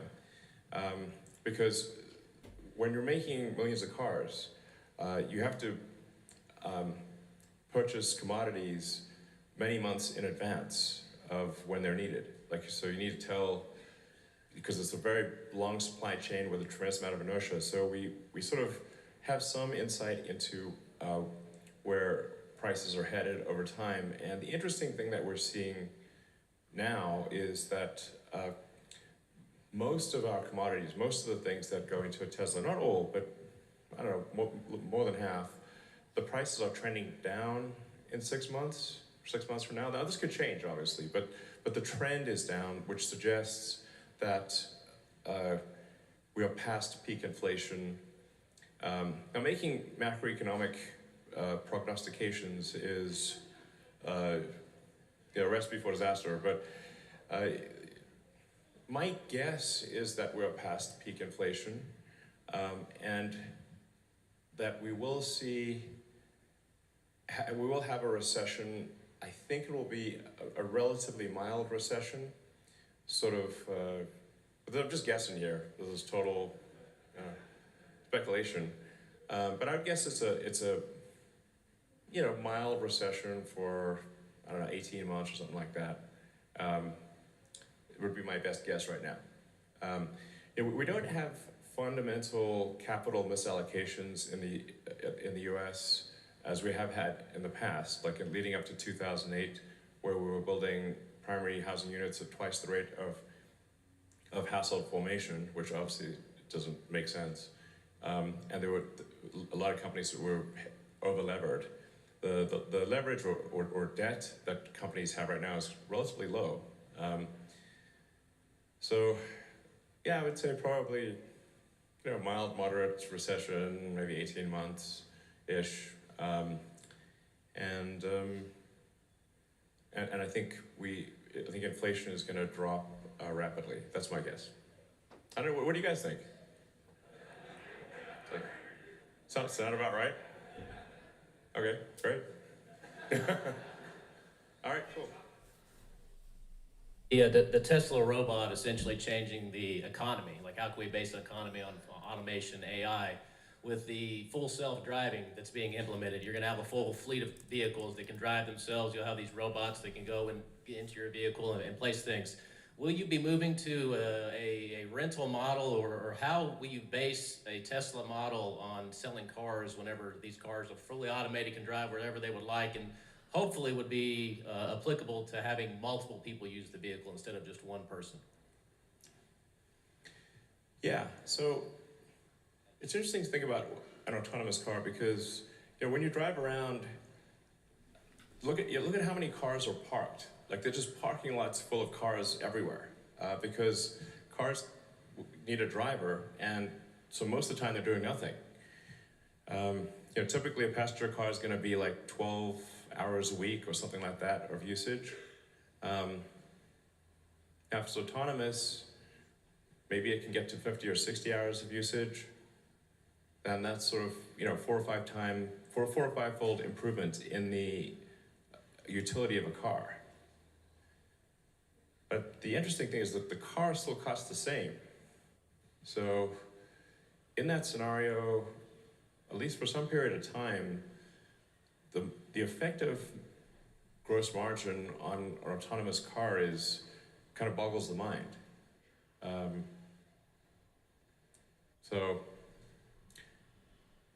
in terms of how the cars will be operated, I mean, I think it would be, just you'd have the option of owning a car, using a car just occasionally when you need it, like an auto Uber or something like that. And there would be people, and then an owner of a car could decide that they want to use their car or they want to add or subtract it to the fleet. So I think it would end up being some kind of combination of like Airbnb and Uber or something like that. So sometimes you can go all the way from owning it to renting it sometimes, to renting it a lot, to completely renting it. the utility of the car will just be mind-blowingly great. And then, like I said, Optimus will really bring the future to now. So,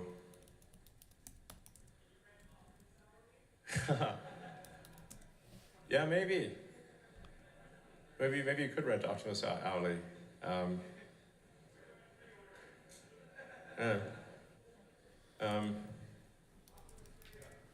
mean, assuming we get all these things, we do all these things, I think probably Tesla will be the most valuable company in the world. So.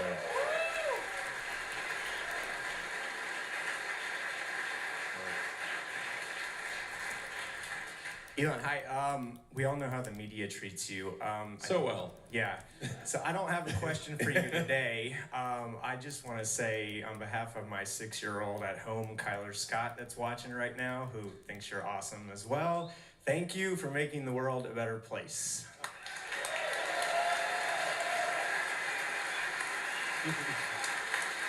Thank you.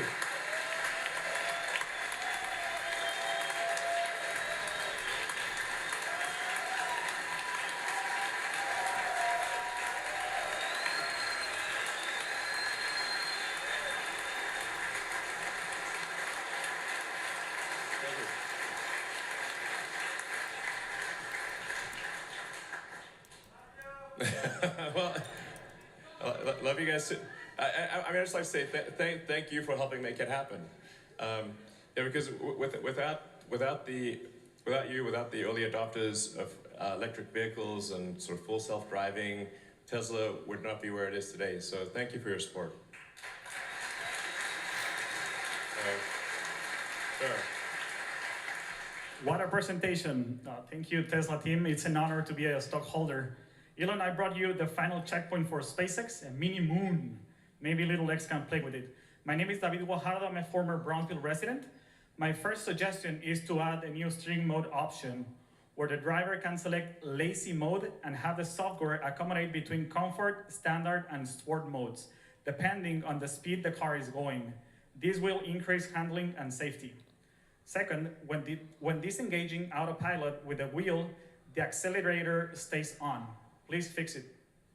Last one, weeks ago, talking to Mr. Sam Patel at Starbase, I told him that the team should add a tab in the SpaceX website and disclose what type of skills and preparation are going to be needed from us to accomplish the greatest adventure ever in human history, going to Mars. All right, well, thanks for the suggestions. Those are good suggestions, thank you. All right, sure. Hi. So I do actually have a question, but one thing that I want to ask is, like, people ask you all the questions. What do you think people miss and should be excited way more about? And what do you think people are frightened way too much about and shouldn't be worried at all? Yeah, it's a good point. I think actually the questions and ideas posed by retail investors, like small retail investors, like I think many of you in the audience, are actually the most insightful. And I find it remarkable that, essentially amateur, like normal everyday people actually understand Tesla better than the analysts. I mean, how much you must see this? It's like, it's like, and I mean, I think to really say what's the point of a company is the point of a company is to create useful products and services. A company should not exist in and of itself. It exists. It's a group of people gathered together to make products and services. And if those products and services are great, it's a valuable and useful company. And if they're not, there's not. And so really, to understand a company, you must use its products. And if you think the products are great, then the company's great. That's it. That's how it is. And so I think, ironically, a lot of the people that sort of professional analysts don't drive Teslas.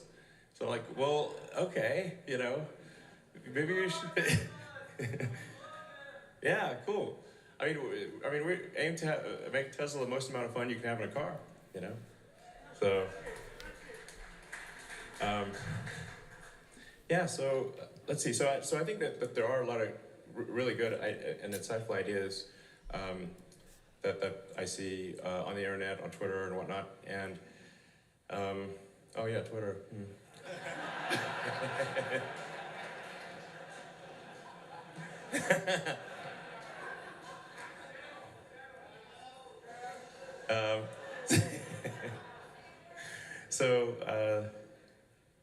Yeah, so let's see. I think sometimes people fret a bit too much about short-term things which are clearly just just bumps in the road type of thing, where there might be a supplier shortage or some shutdown in some part of the world. But really, those things are clearly just kind of one-off items and don't really matter for the long term. The sort of the trend, if you like looking at the sort of cumulative output and cumulative miles driven, and you can see that cumulative output is a very clean exponential. And so I guess sometimes people fret a little bit too much about this quarter or that quarter, but if you're a shareholder, a company is really like the net present value of future cash flows. And so what is one quarter is not really a big deal. I think if you see people panicking, then instead of saying, oh man, my stock's gone down, there's a buying opportunity.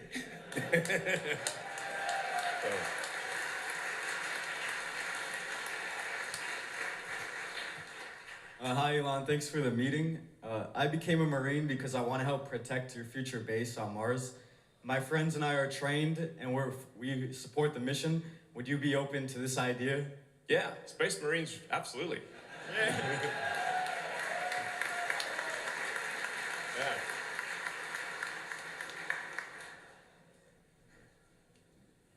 Hi, Elon. A lot of Tesla's products today focus on electrical energy for a sustainable future. Do you foresee Tesla perhaps exploring thermal energy sustainable products other than HVAC? Like say, for example, in this gigafactory, taking the residual heat from the gigapresses and applying them to, say, the drying ovens in your paint line. Yeah, I think getting dual use of, like, if you use electricity to do something and then it generates heat and then you transporting that heat elsewhere within the factory, it's probably a good idea to do that, actually. It is a sort of, I would say, a future optimization, but it is probably something worth doing in the factory, and it is something we do in the car. So in the car, we carefully manage the electrical and the thermal energy, and so like one of the ways that we achieve a long range in cold weather is by both charging the pack and heating the pack. And then the pack acts as both an electrical and a thermal reservoir to achieve long range even in very cold climates. And so we're constantly, within the car, shuttling heat back and forth between motor power electronics, pack, and the cabin volume. So that same concept should be applied to a factory, I agree. Yeah.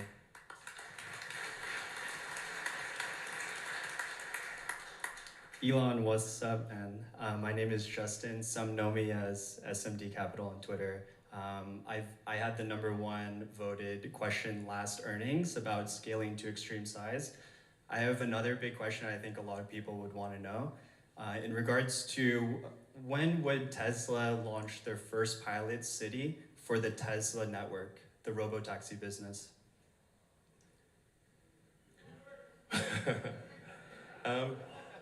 Well, you see, I think it's actually going to be probably much more widespread than that, because Tesla is developing a general solution for self-driving, and it's not really specific to one city or location. Now, there's different regulatory requirements in various cities and states, so some locations will offer regulatory approval sooner than others, but we are aiming for a general solution. In fact, if you created a sort of a randomly generated alternate Earth, our system would still work. like literally, like you had some sort of computer-generated Earth that, obeyed roughly the same rules as current Earth. Our system is sufficiently generalized that it would work in a computer-generated alternate Earth. So, yeah. So anyway, so.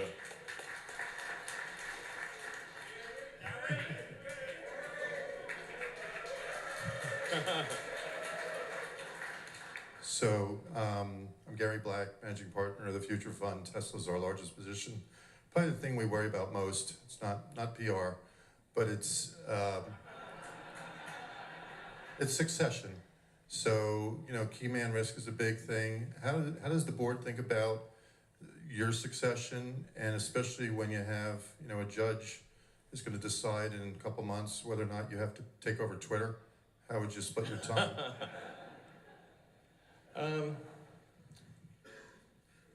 Well, I think Tesla is definitely gathering a lot of momentum, and we have a very exciting product roadmap that will last a long time. So now, obviously, execution against that roadmap is difficult because these are not simple products. They're not copies of what anyone else is doing. They're new things. But I intend to stay with Tesla as long as I can be useful. I can be most useful, I think, on the product design and manufacturing. So basically factory design, product design, and sort of manufacturing optimization. So, and we do have a very talented team here. So I think Tesla, would continue to do very well even if I was kidnapped by aliens. or went back to my home planet, maybe.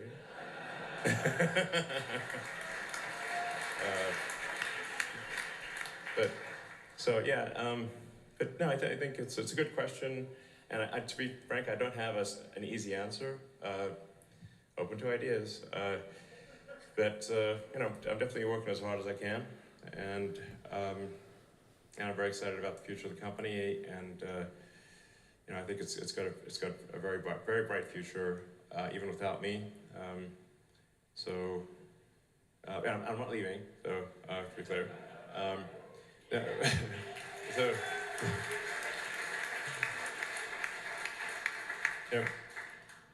I obviously have to be a little careful about what I say about Twitter, because there's this lawsuit and stuff. So sometimes people get bent out of shape. But I do use Twitter a lot, so it's not like I'm randomly going around wanting to acquire companies or something. I'm not like a hedge fund. I'm not a hedge fund or private equity firm or something. So, in fact, the only two publicly traded securities I own are Tesla and Twitter. That's it. So, and I think in the case of Twitter, since I use it a lot, shoot myself in the foot a lot, dig my grave, etc. But I think I do understand the product quite well, so I think I've got a good sense of where to point the engineering team at Twitter to make it radically better. I do sort of have a grander vision for what I thought X.com or X Corporation could have been back in the day.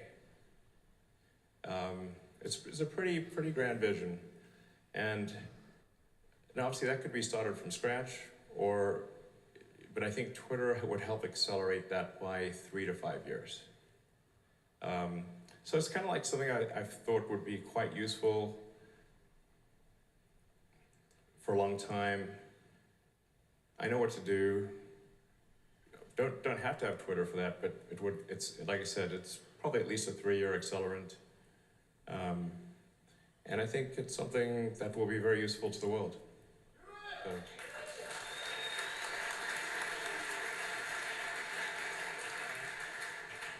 How's it going, Elon? My name's Ronnie, and with the projected release of the robo-taxi coming in the years ahead, would it be looked at as the Boring Company, would it be used to get regulation for full self-driving, and would it be a good venue for the robo-taxi? Also, my little brother Zane says hi, owns all Tesla Hot Wheels. Okay, cool. Well, I said hi to him back. So, yeah, the Boring Company is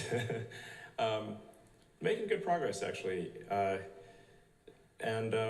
know, for the longest time, people, like I'd give a talk somewhere and people say, what are opportunities you know about? I was like, tunnels. And they'd be like, for 5 years, I said, if somebody could just do a tunneling company, we can solve traffic and we could have also very high-speed transport between cities. Because while I'm a fan of trains, and I like high-speed trains, they do intersect you know, go through towns and neighborhoods and chop people's property in half, and they're very loud. So, but I want to be clear, I'm pro-train. Some of the train people, you know, I take every opportunity to go on interesting trains. But if you have a sort of a much simplified version of the Hyperloop, it's really just Teslas in a tunnel that's depressurized. You can go between cities super fast and without disrupting the stuff above ground. So that's kind of the vision for the Boring Company, is to make roads 3D and have sort of an arbitrary number of layers of roads. And I think you can solve essentially any traffic problem in any city if you go 3D with tunnels, so multiple layers of tunnels going from, you know, connecting the city. And you can also turn a lot of the streets into parks, because you won't need to have cars on the roads, you won't need parking. So I think Boring Company, is capable of much more transformation than it may seem. And we actually have an operational tunnel in Vegas right now. So yeah, if you go to Vegas, go to Resorts World, and you can hop in the tunnel and go to the convention center, and like, yeah, and you can pay in Doge. Exactly. I'm doing what I can to support Doge.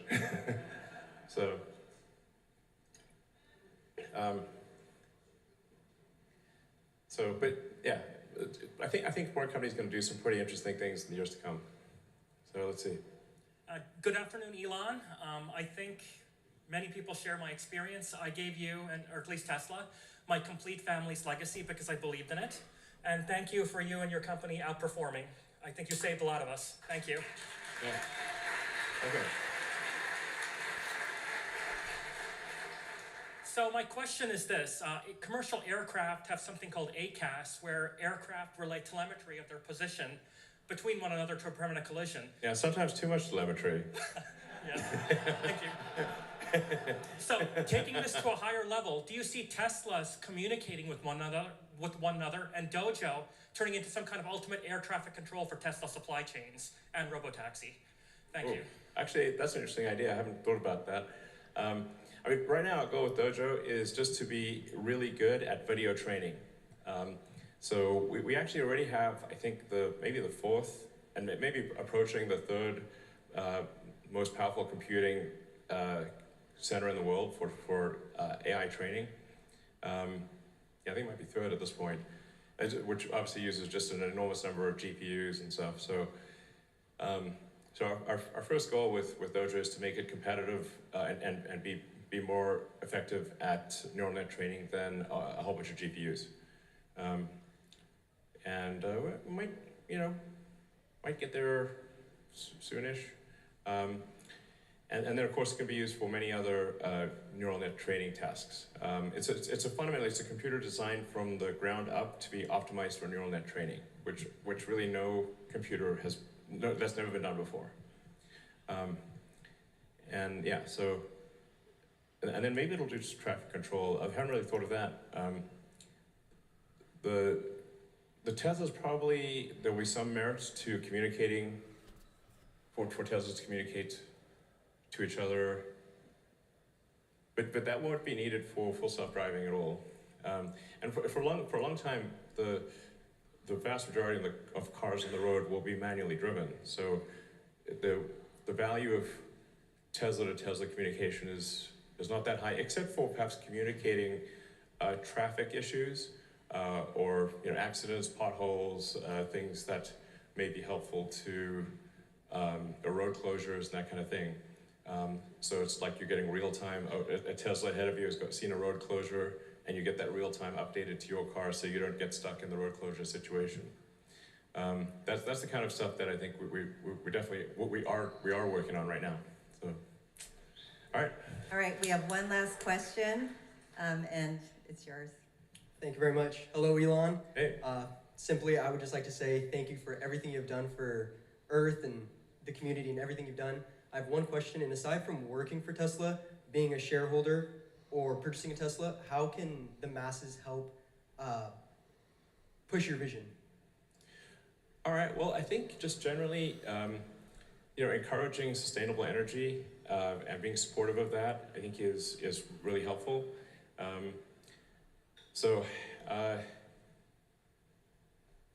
But I say you're doing great so far. So, like I said, without your support, Tesla wouldn't be where it is. So as people like yourself and everyone in this room and out there, and the 3 million people who've bought our cars, and the millions who've gotten solar, and that all really helps make the world a better place for the future. And I'd say definitely I'd like to sort of convey a message of optimism about the future, and if we work really hard to accelerate sustainable energy, sustainable transport, the future will be good. And I think just make sure people know that. I'm not suggesting complacency at all. I'm literally saying if we work hard towards a sustainable future, we will achieve it. And the future was bright. So. Thank you.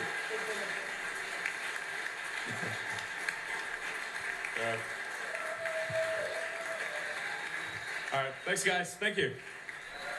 Thank you.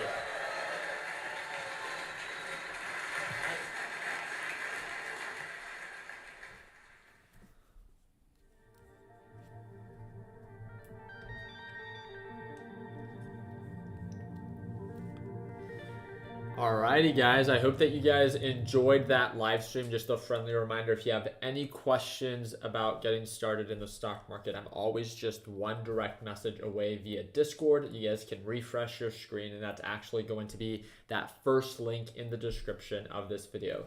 I hope that I earned your thumbs up. I hope that you learned something new. Please consider subscribing. I upload new videos every single day about the stock market, and it looks like right now Tesla is slightly pulling back. I just don't think we got that answer we were looking for if they were going to do that 1-to-3 stock split. I don't know about you guys, but that's kind of what I was all looking for. It seems like it was already announced in another area, but during this shareholder meeting, I just felt like that was a question a lot of people were asking for. There wasn't anything that was actually announced that was new, in my opinion.